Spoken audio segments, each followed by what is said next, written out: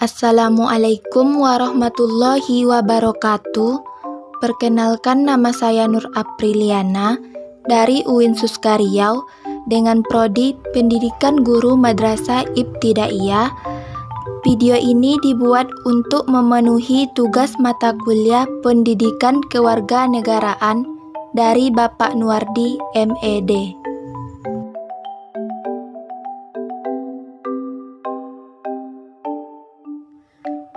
Pada video kali ini, saya akan membahas tentang kearifan lokal dan aktualisasinya. Adapun pembahasan yang pertama yaitu pemanfaatan kearifan lokal. Kearifan lokal banyak dilakukan sebagai pendekatan dalam penyelesaian berbagai persoalan di berbagai negara berkembang. Sejak kemerdekaan, banyak negara berkembang menghadapi berbagai persoalan, mulai dari demokratisasi politik, kesenjangan ekonomi, konflik horizontal, transparansi, penegakan hukum, dan sebagainya.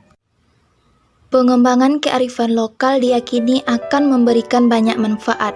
Di antara manfaat penerapan kearifan lokal berkaitan dengan beberapa kepentingan berikut ini. Yang pertama yaitu otonomi daerah. Sekalipun penerapan otonomi daerah juga menimbulkan dampak berupa pemerataan korupsi dan nepotisme, secara perlahan pemerintah daerah tidak dapat menghindarkan diri untuk membangun identitasnya, serta menemukan kekayaan daerah yang potensial diangkat sebagai keunggulan daerah.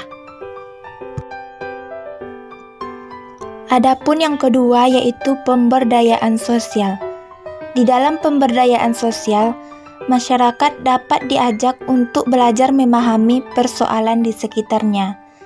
Hal ini ditujukan untuk membangun kembali berbagai nilai kearifan lokal yang diabaikan, sehingga mereka kesulitan memenuhi kebutuhan hidupnya.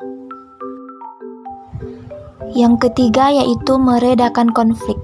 Konflik terjadi akibat berbagai perubahan sosial menjadikan masyarakat kehilangan kearifan lokalnya. Pendekatan keamanan dan politik tidak berhasil meredakan konflik. Padahal, semakin dalam konflik berlangsung, kesadaran atas nilai-nilai luhur sendiri semakin jauh dari perkehidupan masyarakat. Akhirnya masyarakat dapat meredakan konflik setelah nilai-nilai adat berupa ikatan persaudaraan diangkat sebagai resolusi konflik. Yang keempat yaitu merespon perubahan. Sebagai budaya, nilai-nilai kearifan lokal merupakan jati diri suatu masyarakat. Apresiasi terhadap budaya baru tidak dengan sendirinya disertai dengan ditinggalkannya budaya sendiri secara keseluruhan. Mereka yang lekat dengan nilai kearifan lokal tidak mudah terpengaruh oleh hal-hal baru yang bertentangan dengan keyakinannya. Yang kelima yaitu membangun keunggulan lokal. Keunggulan tersebut dapat berupa kebudayaan, sumber daya alam, pesona alam dan lingkungan, serta produk-produk. Adapun yang terakhir yaitu konservasi alam dan lingkungan. Undang-Undang Nomor 32 Tahun 2009 menempatkan kearifan lokal sebagai nilai luhur yang berlaku dalam perkehidupan masyarakat, yang diantaranya bertujuan untuk menjaga dan mengelola lingkungan hidup secara lestari. Dalam hal ini, kearifan lokal sekaligus menjadi salah satu asas yang harus diperhatikan sejak perencanaan perlindungan dan pengelolaan lingkungan hidup. Pembahasan yang kedua yaitu bentuk kearifan lokal dan aktualisasinya. Aktualisasi kearifan lokal dapat dipilahkan berdasarkan skala pengembangannya, baik dalam tataran komunitas, lokal, atau daerah serta nasional.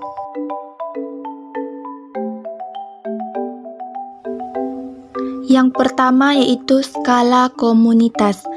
Salah satu bentuk kearifan lokal dalam skala komunitas dapat ditemukan dalam kasus mitos tempat-tempat keramat. Contohnya, pada masyarakat Jawa banyak sekali ditemukan mitos-mitos, baik yang berkaitan dengan tempat maupun kebiasaan.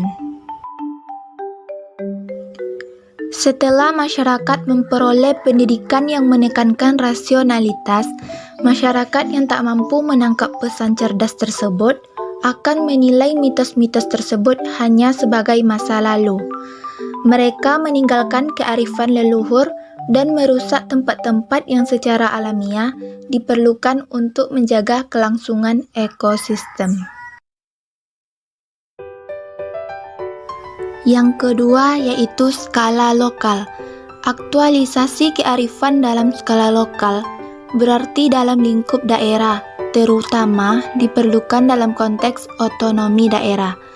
Konteks kearifan lokal tersebut dapat mencakup berbagai aspek, seperti upaya membangun kekhasan daerah, distribusi keadilan sosial di daerah, membangun keunggulan lokal, meningkatkan ketahanan ekonomi, serta menyelesaikan konflik di daerah.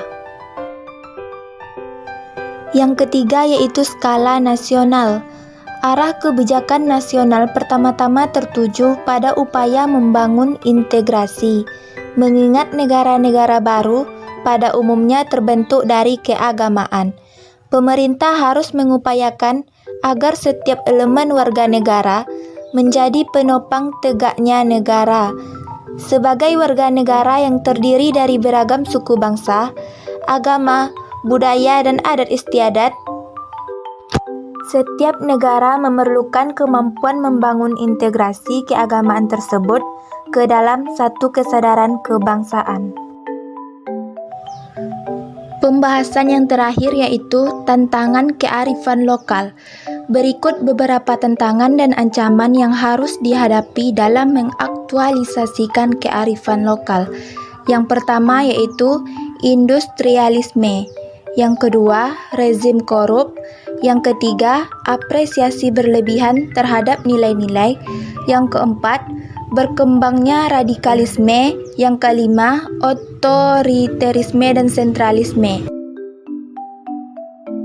Sekian dari saya. Wassalamualaikum warahmatullahi wabarakatuh.